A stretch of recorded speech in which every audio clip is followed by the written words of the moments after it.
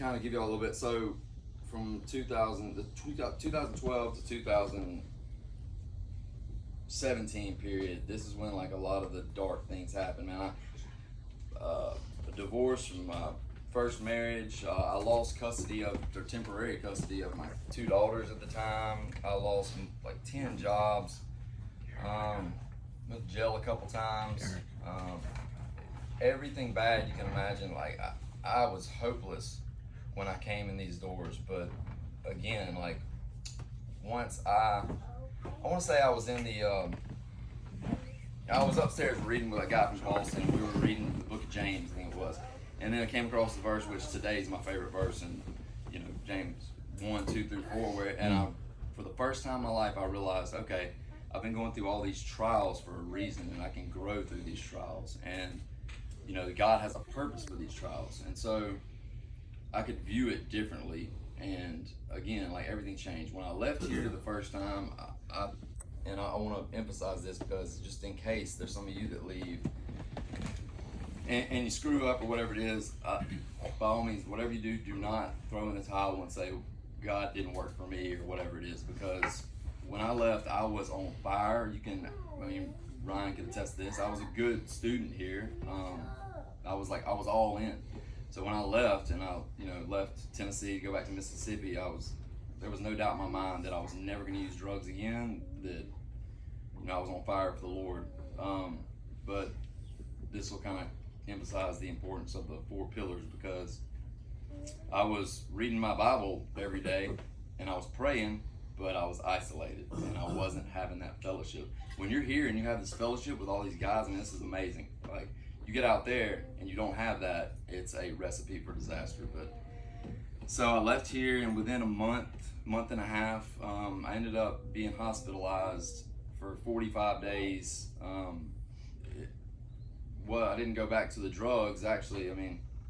Could be worse, could be not as bad, but I ended up injecting some Canadian mist, and my liver and my kidneys failed, and I ended up being in the hospital for 45 days. Got out of the hospital, and I've got my shoulders messed up, got neuropathy, and I ended up going back to the opiates, and called up the guys here. They're like, yes, come back. Wow. Came back, and again, man, I'm sold on this place. Like, I'm sold on the message. I'm sold on Christ.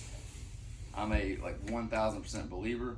Started going to church, but I wasn't really practicing. What I was lacking was the action, really. I wasn't doing anything to grow spiritually, and so again, I ended up, going back to using and going back to my vomit, and I met my wife in 2019, and again, through this time, I'm using and kind of failing, so to speak, but I had this faith that I'd never had before, and it's all because I came through here, and I just knew God was going to rescue me from whatever I was battling, and I knew it was on God's time. I just kept praying, God, I don't know what I'm doing.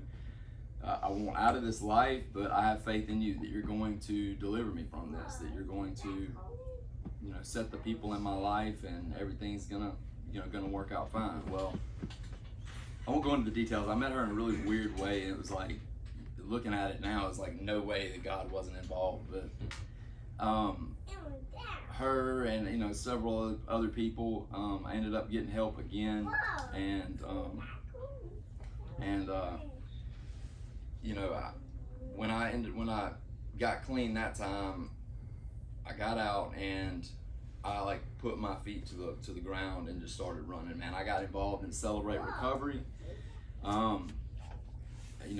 It wasn't around back then, but today, these guys' podcasts, if y'all get out of here and y'all aren't listening to them, y'all are doing yourself an injustice, because I listen to those things once a week.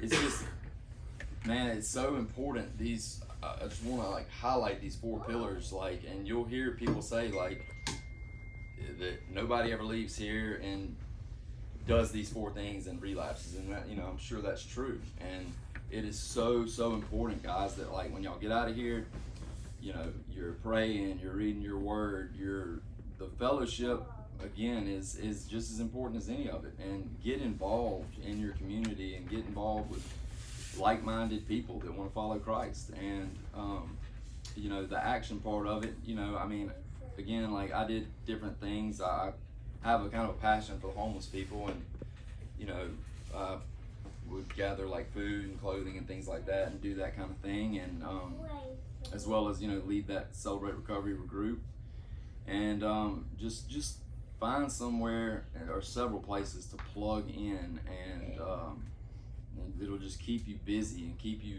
actually like doing good work for the Lord. I did want to mention while I'm up here, I know that when I finished up the second time, Ryan Rhodes and another guy I got from Wisconsin, they just kind of started up this like alumni Bible study, and there's this thread on Facebook, and everybody gets together and we would do Bible studies like every other Sunday or once a month or whatever it was. And that went on for a while, but it kind of like fell off. I'm not really sure why, but we have kind of kicked that back up, and I hope that when all of you leave here that y'all do get involved. Like in this, you know, I guess y'all don't have access to Facebook Messenger, you know, I'm assuming. But like when y'all get out, Miles, I guess, is gonna like hook y'all up and get y'all added on there. And man, please, like, please get involved and reach out, and like let's all come together. Like I've never met any of you guys, but like I consider all of you brothers. Like I love all of you, and like we share the same, you know, maybe not specific struggles, but we share the same dark periods, and we've all been delivered in the same fashion. We all follow Christ, most importantly. But just, man, I guess that's one of the main things that I really want to get up here and preach to you guys. Like, get involved, please. Like, I want to see all y'all when y'all get out of here. Like, when you're added to that thread, man, like, reach out, stay active. Let's get together. Let's hammer out these like studies and stuff. Because man, this fellowship is so important, And man, I'm happy to be here. I know I didn't really spend like a ton of time on my life personally, but you know, when I first got done here, my testimony was just, okay, I did all these drugs and this is everything bad happened in my life.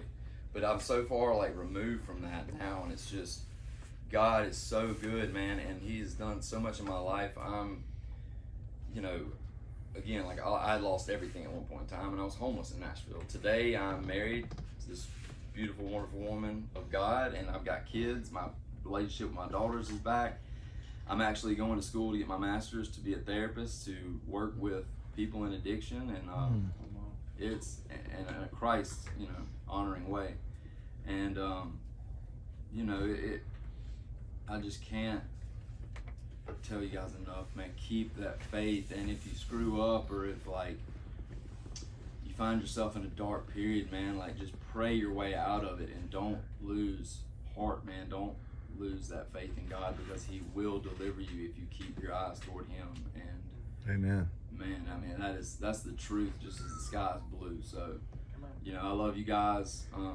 Thank y'all for letting me be here. I've been talking about this for a couple months. Like I'm so excited to be here, and I look forward to meeting all of you guys. And like I said, I want to get to know you guys better through Bible study and that alumni group. But love y'all, and thank y'all so much.